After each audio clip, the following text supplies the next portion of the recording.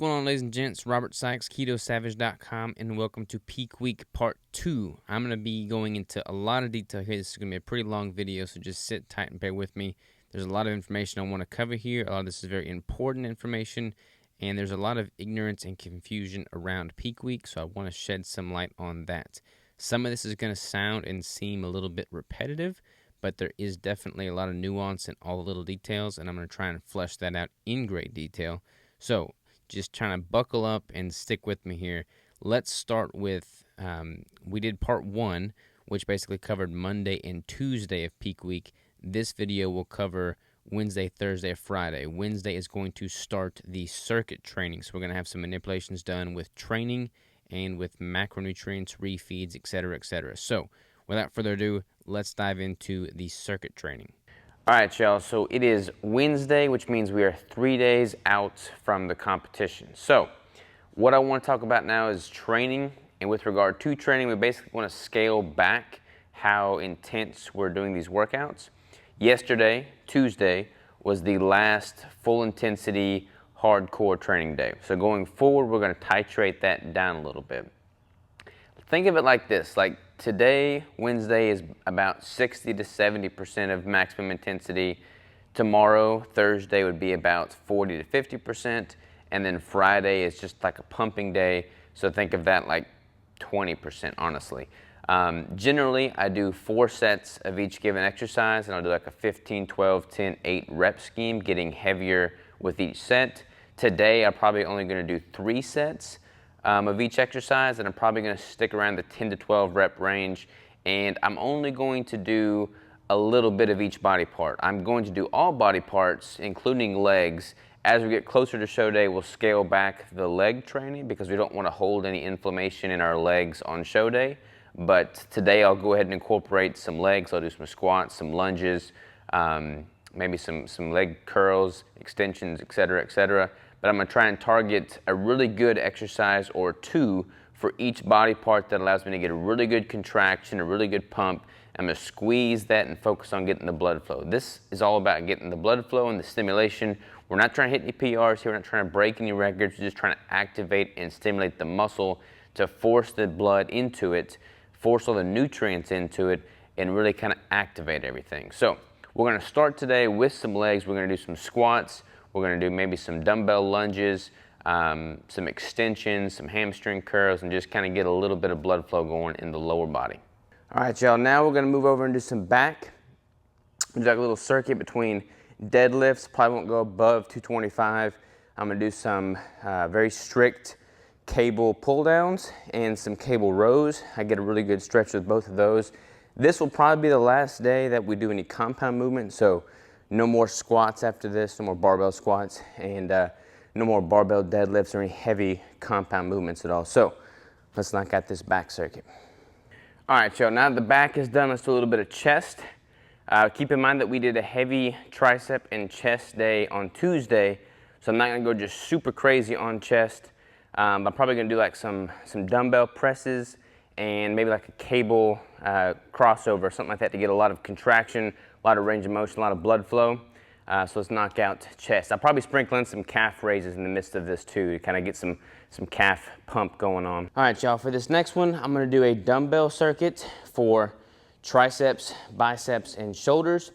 Probably gonna do something like just a dumbbell curl for biceps, like a single arm or double arm overhead extension for triceps. Possibly kickbacks would be good too. And then for shoulders, I'll probably do either a front or side lateral raise. All right, y'all, so I'm gonna do one more circuit of biceps, triceps, and shoulders. I did all dumbbells the last time. I'm gonna do all cables on this one. I'm just gonna do a cable bicep curl, a cable tricep extension, and then I'm gonna do a cable side lateral for delts, and that's gonna round out the circuit for today. Keep in mind, the whole point of this is to stimulate the muscle. You want heat. That's why I'm wearing a sweater this whole time. I'm wearing a thermal sweater to kind of just increase my internal body temperature. I want to force that vascularity. I want to force the nutrients into the cells. I want to force the blood into the muscle tissue. I want to just fill out and get a pump. Tomorrow, before the refeed, we'll do some posing, and then we'll do this workout and then really focus on contraction and hitting the poses and squeezing that blood into the muscles. And then the day after that, we'll do a refeed and do everything with that refeed coming through our veins. You know, got all the nutrients coming through the veins. You want to really force that into the muscle tissue. So that's what we've got going on now. This is the first of 3 lighter circuit days. So there you go. All right, so I want to do a little pre-refeed posing here. This is 2 days out. This is the Thursday morning. I'm at 165.4 pounds here. I got my mandatory posing rounds, my symmetry rounds, the back lat spread, or back relaxed pose rather, and then the side, and then we're going to go into the most muscular rounds here. You can see that I've definitely gotten some tightness. I don't have the fullness, though, which the refeed will hopefully bring out, and you should be able to see a difference in that.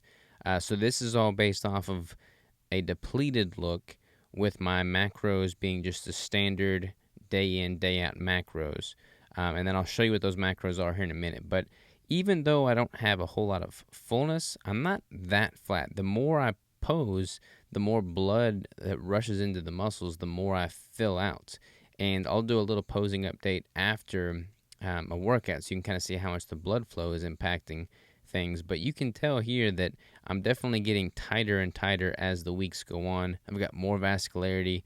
I've got more striations in my glutes. Again, this is not the show that I was planning on peaking for. That one was April 18th, so I'm a little bit soft for a perfect peak. But considering the fact that I was going to be, 3 or 4 weeks out at this point, I feel really, really good about how I'm looking here. But again, this is all before the refeed. So I want you to kind of really take note of any of the subtle differences you see. I'm trying to get some quad flexes in here. One of the main differences with the refeed is you're able to contract the muscle and really squeeze on like the quad contractions, the back contractions, and you're able to just really squeeze those muscle fibers much more efficiently after you have that refeed nutrition in. I'm trying to get some little hamstring action here so I can have a reference point there, a little lower back reference point there, and then again a little bit of leg reference point from the left side there. So you kind of see what I'm looking like before the refeed. All right, let's dive into the circuit training here on Thursday. So this is 2 days out, keep in mind. This is before we have the refeed, but we really want to just force as much blood into the muscle tissue as possible. We've scaled back the circuit a little bit from Wednesday's workouts. We're not doing anything crazy. We're not really doing any compound movements here. I'm doing just 3 sets of 10 to 12 reps with an even lighter weight, focusing on contraction and blood flow, going fairly slow on most movements to really just get a good squeeze. You can kind of see I'm getting some good vascularity and blood flow in the back there. I like picking movements that allow me to get a really good squeeze. They don't risk injury at all. Like none of these movements are going very heavy. None of these movements are going to put my body in some contorted weird shape that's going to risk injury. I don't feel particularly frail right now, but you are at a higher risk of injury towards the end of your contest prep simply because you're so depleted, the calories are low, rest is sparse. You just want to really make sure that you're not taking any unnecessary risks and you're doing movements that are going to really contribute to the overall goal, which is simply to get blood into the muscle cells. I also like to do movements that don't require a lot of equipment. I have this home gym here, so I've got access to this stuff, but using a lot of dumbbell work is nice. On Friday's workout, I do some body weight stuff.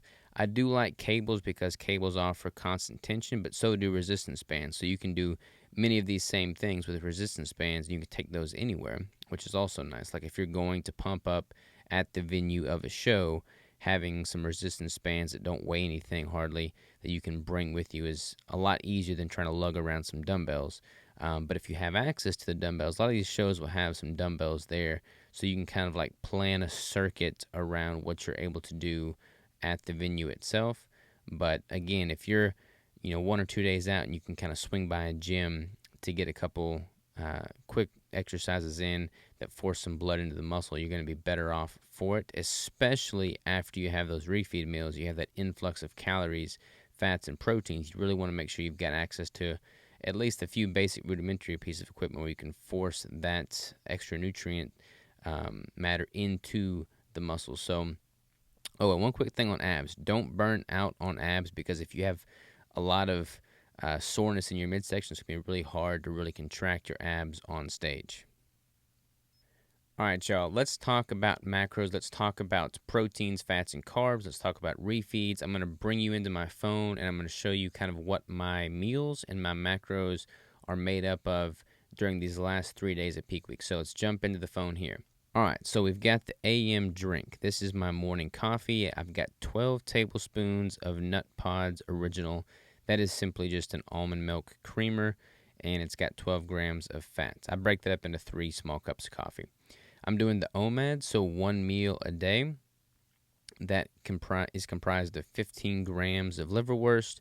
I'm doing 1 whole peanut butter keto brick, 4 eggs, 4 ounces of venison, and I'm doing 2 ounces of 55-45 grass-fed beef, and that also has heart in it, so a little bit of organ meat there.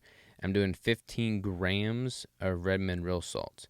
That's going to bring my daily total here to 1790 on the calories, 148 grams of total fat, 12 grams of total carbs, of which 8 are fiber, and 100 grams of protein. So not very much protein in the grand scheme of things. With that sodium, I'm coming in at 6,781 milligrams of sodium.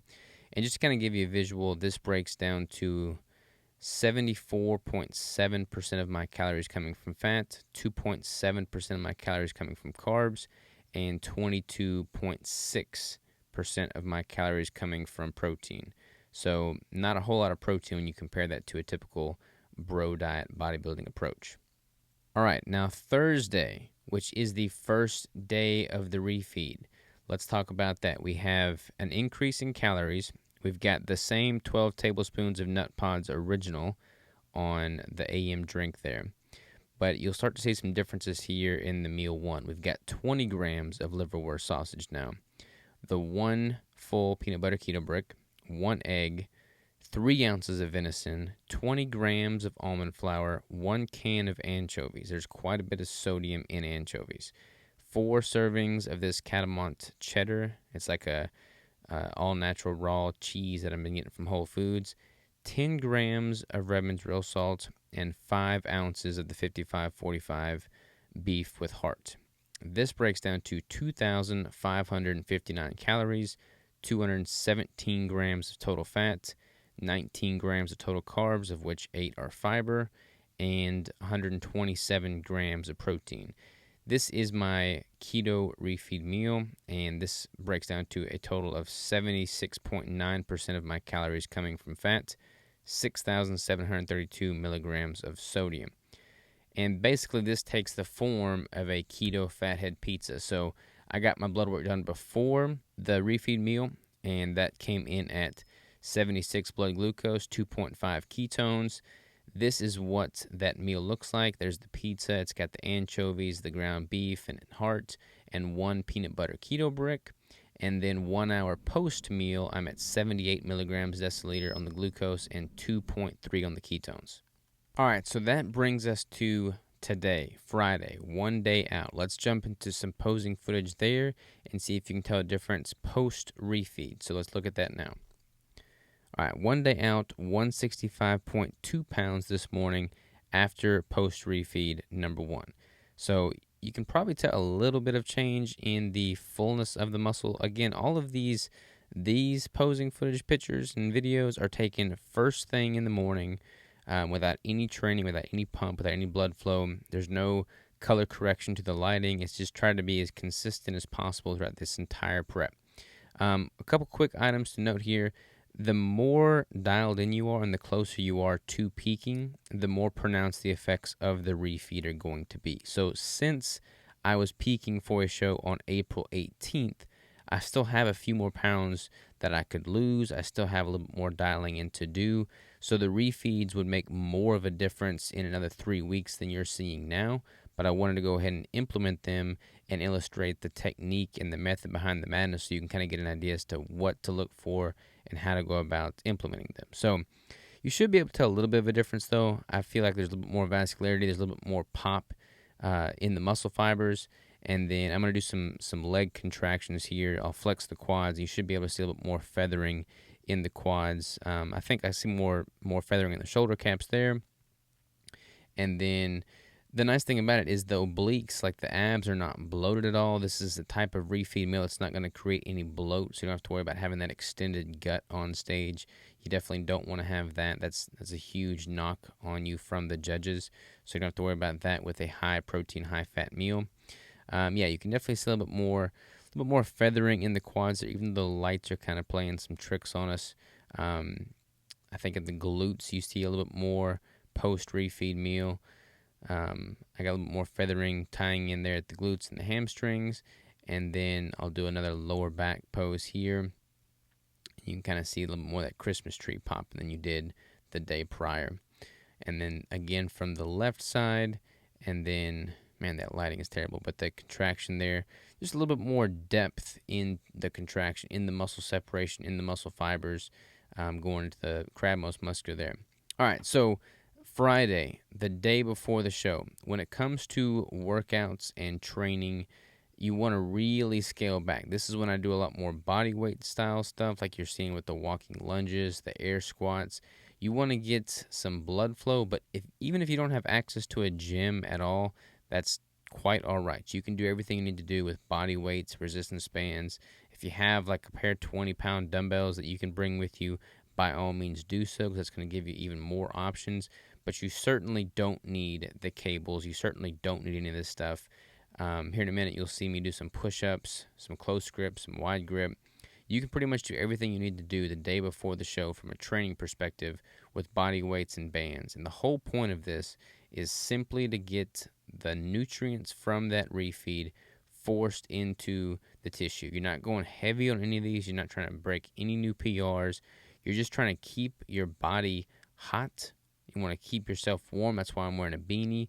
You can like literally feel the sodium from the meal before, the day before, like filling out and creating more vascularity. Like I feel warmer, I feel hotter, I feel more vascular. Like I've just got more separation as a result of that refeed meal and that influx in proteins and fats than I would. So there's a little bit better lighting. You can kind of see a little bit more depth to the feathering in the quads there. And again, since you don't want to do a whole lot of leg work on the day before because you don't want to have any delayed onset muscle soreness, you don't want to be able to prevent yourself from getting a good contraction on show day. So doing, just some flexing of your quads as opposed to like squats or anything is going to be really good. Again, if you can bring some 20-pound dumbbells or something like that just so you can get some curls and some lateral raises knocked out, that's going to be a plus for sure. But again, don't feel like you have to have any of that to make it work. Also, again, I wouldn't recommend a ton of abdominal work because you don't want to have any soreness in your midsection. You want to be able to hit those poses and really bring in and tighten up that gut. Close grip bench press is one of my favorites for the triceps. And then, like I said, in the other workout circuit, if you have some resistance bands that you can just have with you, especially if you're traveling for your show, having these on the road makes it super easy. This is some footage that I took post-workout. So I've got a little bit of a pump going here. And this is also very important. A lot of people neglect this. You want to make sure you hit your poses post-circuit training, post-refeed, because this is going to really force all those nutrients into the muscle bellies, into the tissue, into the blood vessels more so than if you were to just totally bypass this. Plus, this gives you a really good idea of what it's going to be like posing on stage after you've got a pump going, after the stage lights are hitting you, after your internal body heat is warmed up. You want to kind of make sure you're familiar with posing with a good pump because there's a big difference in holding a solid flex bicep pose when you're totally fresh and not pumped up at all versus when your muscle tissues are full of blood and you've been posing or training for extended period of time, you're fatigued and you're up head to head with everybody else and it's just this total competitive vibe. You need to make sure that your body and your mind are ready for that. So I like to really focus on hitting some solid poses after a refeed, the next day after a refeed, and after a light circuit work because you're going to have that blood coming in. You can really just focus on that contraction. This is a really good thing to do the day before because you're not going to worry about like getting sore. Like you shouldn't really be crazy sore from this, but you can see the difference in like the fullness there. I look much more full-bodied. the muscles are popping. I do some close-up footage here of just the upper body because I wanted to illustrate the striations in the chest, in the shoulders, in the arms, the biceps, the triceps. There's just a lot more fullness there that you can see than it was on the Wednesday before I had that first refeed, for instance. Like if you were to rewind and watch that older footage, you would see that I have a much fuller look now, and that's all going to be amplified the more of that refeed you have strategically placed with the right amount of sodium for you individually going into the peak week, and then kind of optimizing your recovery time and nutrients for the show itself. So it's a science, but I freaking love it. Like it's such a game to play. It's a chess game. You have to really get it dialed in and tweak and measure, manipulate, but it's so much fun. All right, now I want to talk about something that is especially exciting because I've never really done it before. This is like a first time for me. It's a test. I ran this test last week, so I guess it's the second time, but I was pretty pleased with how it turned out, and I'm excited to share it with y'all. So, as you know, fats take a little bit longer to absorb and be digested and really used by the body than like carbs and proteins. That's why you see a more delayed glucose response when you intake a lot of dietary fat. It takes a little bit longer to get the energy effect from it. It takes a little bit longer for things to fill out. So as it relates to ketogenic refeeds, actually, let's just rewind. As it relates to refeeds in general, typically, bodybuilders will have a massive bolus of carbohydrates, usually high glycemic index carbs, the night before the competition. So if the competition's on Saturday, they'll have that massive bolus of carbs on Friday night. I obviously am not having the carbs, so what I've done in the past is I would have a massive bolus of protein and fat the night before the show. So I've done the keto refeed pizza meal with that fathead pizza dough crust and the anchovies in the past the night before the show, and that's worked really, really well. However, I've noticed that in the past I would typically fill out and look better more and more and more as the day progressed on Saturday. So when the prejudging would come around on Saturday morning, I would still look a little flat, a little depleted, but by the night show, I would look really good. And that's because that fat takes a little bit longer to absorb and be used by the body and fill me out than like carbs would, for instance. So rather than resorting to carbs, what I've decided to do was front load more of those ketogenic calories, which is why I'm doing something new with this. I'm doing a 2-day consecutive ketogenic refeed. So on Thursday, I'm going to have my first refeed. That's going to be about a 50% increase in calories over a normal day. That was that first refeed pizza you saw of about 2,600 calories. Now, on Friday, I'm also going to have another refeed. So a 2-day consecutive keto refeed. It's going to be another ketogenic fathead pizza of about the same caloric intake, but now instead of having that plus one peanut butter keto brick, I'm going to have that, and then Friday evening I'm going to have a second peanut butter keto brick. So I'm basically having 100% more calories on Friday than I am during a typical caloric day during the course of the prep. So I'm going to be at like 3,500 calories, which is a significant doubling effect over my normal calories. However, since it's coming from high calorically dense fat and protein sources, I'm not having the bloat or the volume that somebody that's eating a bunch of carbs would have if they had that much calories coming from, high volume carb source. So that's a huge plus there. And since I'm front loading it, I'm able to kind of have more time to see how my body's responding and then adjust accordingly, correct course if need be. So to give you an idea of what my calories and my macros are for Friday, I've got the Nut Pods Original, 8 tablespoons of that. I've got 2 tablespoons of heavy whipping cream. And then meal 1 is the 20 grams of liverwurst sausage again, 2 peanut butter keto bricks, again, 1 in the morning with the pizza, and then 1 in the evening. And then 1 egg, 4 ounces of venison, 20 grams of the almond flour, 1 can of the anchovies, 4 servings of that cheddar, 13 grams of real salt. So I'm having more sodium on the Friday before the show. And then 55-45 beef and a heart, 4 ounces of that, for a total of 3,546 calories, 304 grams of total fat, 33 grams of total carbs, of which 16 are fiber, most coming from the keto brick there, and then 164 grams of protein. This breaks down to 77.6% of my calories coming from fat, 3.8% coming from carbs, and 18.6% coming from protein. So you are going to be hard-pressed to find any other bodybuilder with a refeed meal that looks like that the day before the show. Quite a change of pace from a typical bro dieting approach. All right, so I know this video is getting crazy long as it is, but I'm wrapping it up here. I just got a couple more things I want to bring to your attention in case you're doing a contest prep. First of all, let me just dive into a little bit of a rant real quick. As you've seen with these videos here, these are keto caloric refeeds. I'm increasing the protein, I'm increasing the fat. There's a little bit of an increase in total carbs simply as a result of the increase in total calories. That is ketogenic refeeding 101.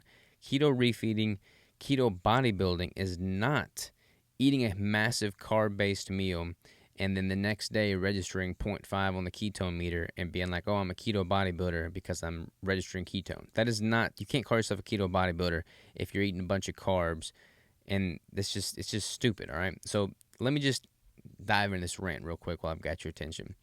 A lot of coaches out there do not know what true ketogenic dieting is. They are not keto adapted. They've seen it, they've read the headlines on some newspaper or some magazine at the checkout counter at a grocery store. That's about it. And that is not enough to really give you what you need as a properly adapted ketogenic athlete. They cannot tell you to eat 6 meals a day and then carb up and then do all this crazy non-keto stuff and then eat keto the other half the time and then expect your body to function well. The beauty of a ketogenic contest prep is that you don't have to do all these crazy, unhealthy manipulations during peak week and at the very end. You can stick with what you know works because it's performed well in your body the entirety of the prep. There's no reason to just, deplete your water. There's no reason to deplete your sodium. There's no reason to have a huge carb meal the night before and shock your body into responding some way you don't really know what's going to happen. There's no need for that. Give yourself the time it takes to properly keto adapt and then properly implement a ketogenic refeed, and then be a ketogenic bodybuilder, period. Don't play around, don't flirt the edge, don't try and do two things at once that are totally unrelated. Don't be a keto bodybuilder that eats carbs. Be a keto bodybuilder that eats keto. All right, end rant on that one. There's a couple more things I want to talk about. Again, I know this is getting long. I want to talk about cardio. So cardio is going to titrate down throughout the course of the peak week. Because of this coronavirus, the gyms were all shut down, so I could not do the Stairmaster, which is what I typically do during contest prep for all my cardio. So I've been running. I run at the park. I run about 1.3 miles every single day. Over the past 2 days, I've scaled that running intensity down. And then today, Friday, the day before the show, I just walked that 1.3 miles instead of running.